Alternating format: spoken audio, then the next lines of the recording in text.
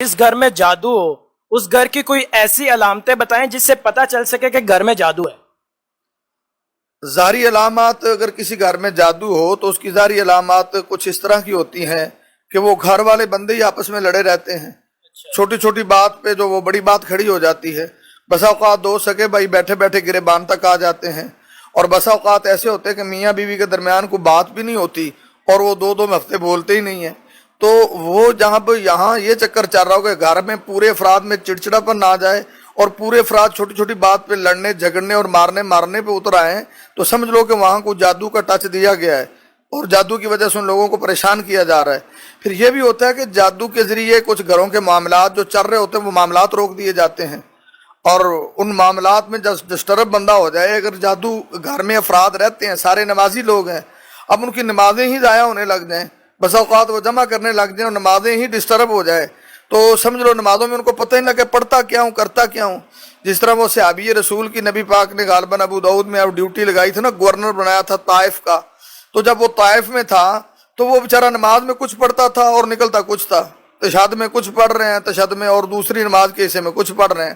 تو پھر وہ واپس آ گئے، اللہ کے نبی نے کہا خدا کے بندے تمہاری ادھر ڈیوٹی لگائی تھی تم ادھر آ گئے ہو؟ کہنے لگا جی کچھ نہ پوچھو، نماز میں پڑھتا کچھ ہوں نکلتا کچھ ہے۔ تو نبی پاک نے فرمایا کہ یہ تو شیطان ہے۔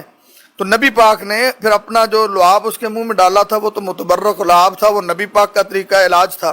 تو اللہ کے نبی صلی اللہ علیہ وسلم نے اس کا علاج کیا اور وہ ٹھیک ہو گیا۔ پھر وہ صحابی نے کہا کہ پوری زندگی پھر مجھے یہ مرض کبھی لاحق نہیں ہوا کہ میرے کوئی معاملات آگے پیچھے ہوئے ہوں۔ تو یہ حدیث دلیل دیتی ہے کہ بسا اوقات بندے کی نمازیں ڈسٹرب ہو جاتی ہیں، نمازوں میں پتہ نہیں لگتا پڑھتا کیا ہوں۔ جس گھر کے نمازیوں کی یہ کیفیت ہو کہ اس کی نمازیں آگے پیچھے ہو رہی ہیں، گھر کے معاملات آگے پیچھے ہو رہے ہیں، اور بہن بھائیوں میں اکثر تھوڑی تھوڑی بات پہ لڑائی ہو رہی ہے، تو سمجھ لو کہ وہاں کو جادو کے اثرات پائے جا رہے ہیں۔ اچھا کر صاحب، یہ تو ہو گئی کہ گھر میں یہ علامتیں تھیں۔ کر صاحب مجھے کیسے پتا چلے گا کہ مجھ پر جادو ہے، کہ مجھ پر کون سی ایسی نشانیاں ظاہر ہوں گی کہ جس سے میں اپنا آپ دیکھ سکوں؟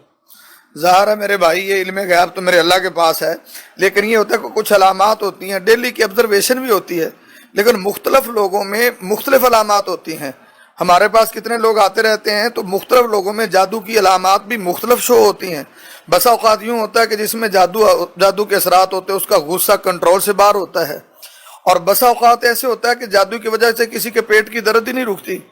اور بسا اوقات ایسے ہوتا ہے کہ کچھ معاملات جادو کی وجہ سے ایسے ہوتے ہیں کہ ہم لوگ سمجھتے ہیں کہ یہ کوئی دوائی کا مسئلہ، ہم دوائیاں لیتے رہتے ہیں، لیکن وہ دوائی کا مسئلہ نہیں ہوتا، وہ دم کا مسئلہ ہوتا ہے۔ ہاں اس مسئلے میں افراط و تفریق ضرور پائی جاتی ہے، کچھ مسئلے دوائی سے تعلق ہوتے ہیں تو ہم دم کرواتے رہتے ہیں۔ تو بسا اوقات ایسے ہوتا ہے کہ